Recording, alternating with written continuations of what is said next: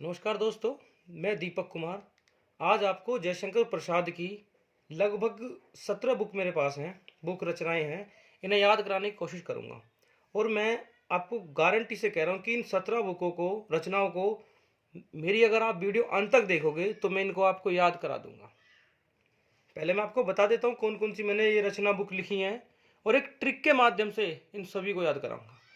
जैसे सबसे पहले मैंने लिखी है कामायनी, आंसू, लहर, झरना, प्रेम पथिका, चित्राधार, कानन कुसुम, करुणालय, उर्वशी, प्रेम राज्य, शोकवच्छवास, चंद्रगुप्त, अजात शत्रु, ध्रुव स्वामिनी, स्कंदगुप्त, तितली और आकाश दीप। अब दोस्तों, जो मेरी ट्रिक है उसे ध्यान से सुनना। ये ट्रिक आपको लगभग 2 बार पढ़नी है, 2 बार सुननी है, और आप अगर लिखकर याद करोगे तो ज़्यादा बेटर है। जैसे कि शंकर का प्रसाद, सबसे पहले हमने जिसकी कविता, जिसकी रचनाएं हैं उसी कवि से ले लेते हैं। शंकर का प्रसाद किसको मिलेगा? शंकर का प्रसाद किसको मिलेगा? तो भाई वो तो जिसको भी मिलेगा जो मेहनत करेगा या जो कामयाब होगा। तो सबसे पहले हमने जो शंकर का प्रसाद जोड़ दिया है किससे? कामयाब इंसान से। और कामयाब से बनती है हमारी पुस्तक कामायनी। कामयाब से बनती है हमारी काम आयनी। शंकर का प्रसाद किसको मिलेगा? जो कामयाब होगा, जो सक्षम होगा, जो सक्षम होगा। अच्छा दोस्तों, एक चीज बताओ, जब आप सक्षम हो जाओगे, आप कामयाब हो जाओगे, तो ऐसा तो नहीं है कि आप कामयाब मतलब ऐसे ही हो गए हो। आपने कितनी रातों को जगे हो, कितनी रात आप पढ़े हो, और कितनी रात को अकेले आपस में रोते होगे। भाई आप जब मेहनत करते होगे तो आप सोचते होगे मेरा सिलेक्शन होगा नहीं होगा, तो आप कितनी रातों को रोते होगे। तो कितनी रातों को रोते होगे तो आपकी आंख से आंसू बहते थे।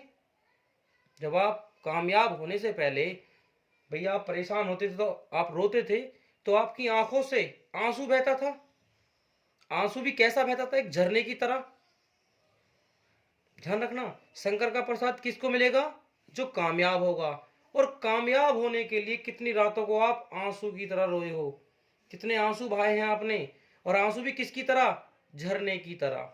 तो जैसे कामायनी पहली पुस्तक, दूसरी आंसू और तीसरी झरना।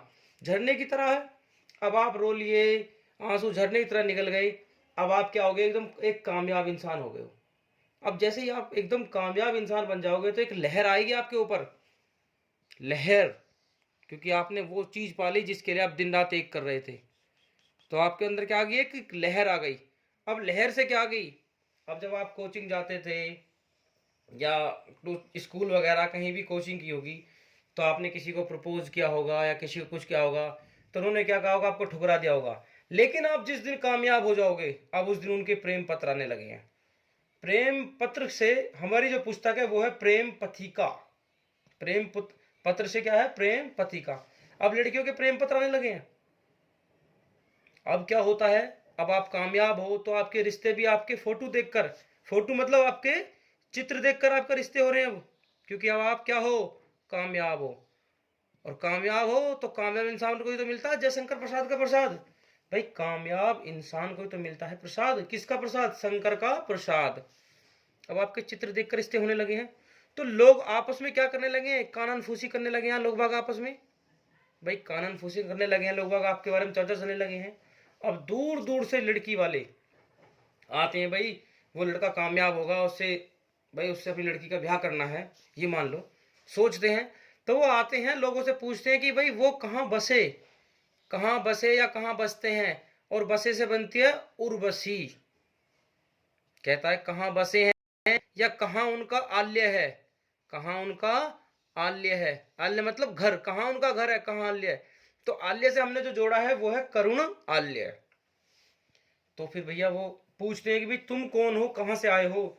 तो कहते हैं हम हैं प्रेम राज्य से, हम प्रेम राज्य से आए हैं और अपनी लड़की का ब्याह करना चाहते हैं हम उस कामयाब आदमी के साथ। अब ये जाते हैं उस कामयाब इंसान के यहाँ। अब जब आप यार अपनी इतनी मेहनत करी है, आप सक्षम हो गए हो, तो आप भी तो थोड़े नखरे करोगे। आप लड़की वाला जब रिश्ता लेकर आता, आप क्या कर देते हो? मना कर देते हो।